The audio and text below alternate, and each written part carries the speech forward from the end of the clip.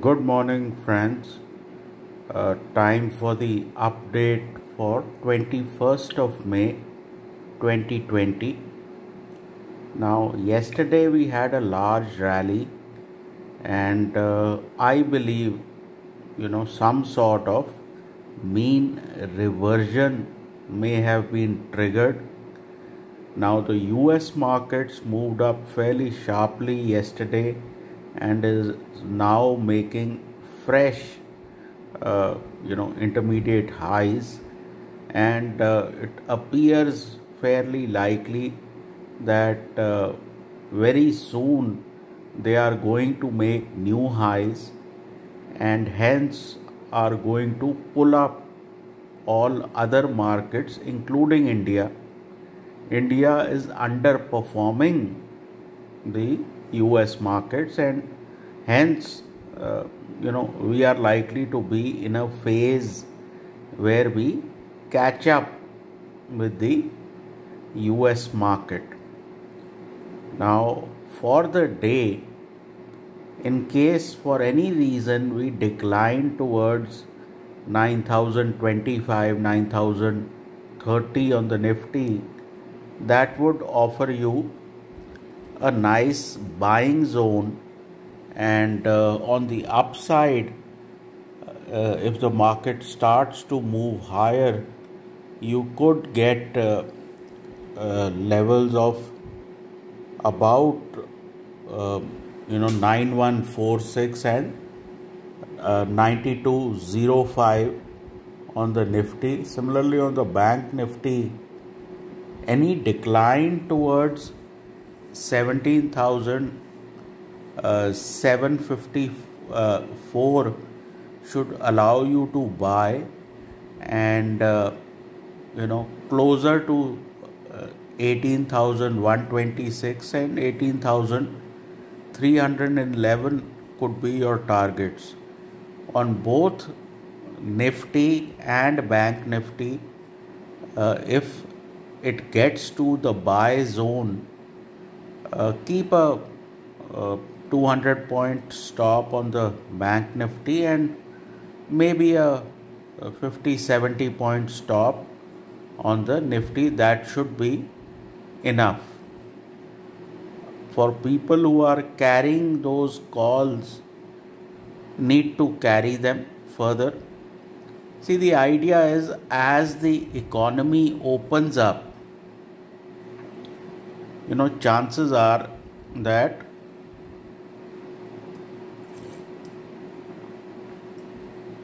the market will continue to rise. Yesterday, I saw a very interesting interview of Mr. Anil Singhvi, who is the executive chairman of Sri Digvijay Cement. And what he was saying was that all these media reports that cement demand has fallen 30%, etc., it is all bunkum. All these reports that truckers have parked their trucks and they don't have anything to carry, these are all written by people who have never been to a cement factory, who don't know what does a truck look like. So from there, I gathered that the level of fear is so high that all of these reporters, analysts, etc., are imagining a lot of things. Yes, things are difficult, no question. But to say that everything is going bankrupt is overstating the case. And that by itself is your alibi. Real life. Yesterday I was telling somebody about the theory of reflexivity. You must be knowing George Soros' theory is called the theory of reflexivity. And he says when real life prices start to get impacted by events in the market, or when the market starts to get impacted by real life prices, these are turning points. Okay, today, the way people are losing their jobs, today the real economy is hurting.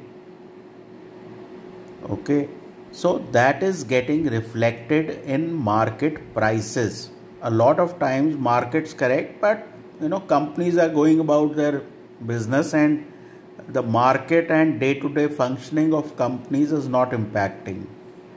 But today all this hardship is very real, so chances are that the markets are at a turning point, and that is what is confirming my opinion that we are going through a process of mean reversion. So as the market opens up in June and people figure out that things are not so bad and they start picking up, right now we are talking about a 10% GDP contraction. Nobody knows. We will know when the economy opens. My sense is it will be a lot better than what people are imagining. Small example, people remember Goldman Sachs made a call on oil that it will go to $200. Then another time they made a call it will go to $10. So when Goldman Sachs says that your economy is going to contract 45%, I don't believe them. And this is the right time to expect that things will be better than expected. Nobody is saying they'll be good, but they will be so good that you will be able to get back to a decent market level, which according to me is somewhere in the region of 10,500 to about 11,000. The hardship etc. is all real. We can all see it. So today, real life events are impacting the market. I remember when oil went to $140 in 2008. In Europe, truckers had basically lined up their trucks and they were saying that it's no longer viable to run those operations. We are in a similar sort of phase. So when market prices start to impact real life, that is when turning points happen. So my sense is that risk reward is very clearly on the upside, and the advice is that this is the time to bet on the next 6 months to 1 year. Okay, there is no value in predicting a depression scenario, because chances are a depression has been avoided. If the US is going to grow, if that is not going into depression, if Middle East, oil stays in this 35-40 zone, Middle East is stable, and hence if the world engines of growth are running, I don't think it's likely that we go into a depression. So that is the call that I am taking, and the markets will price this in very, very quickly. So hence you should get a very sharp up move in the days to come. I would think financials have been beaten up to bankruptcy level. Yes, things are difficult. There are moratoriums. There is all kinds of trouble financials are having. But, some banks will survive. I mean, to say that all banks will be closed It's a very stupid way of looking at things. So the larger financials will do well. So this is the time to get back into financials. This is the time to build up a large position on Reliance, on Maruti. These things are marked down to zero. Zero revenue, zero profit, everything zero.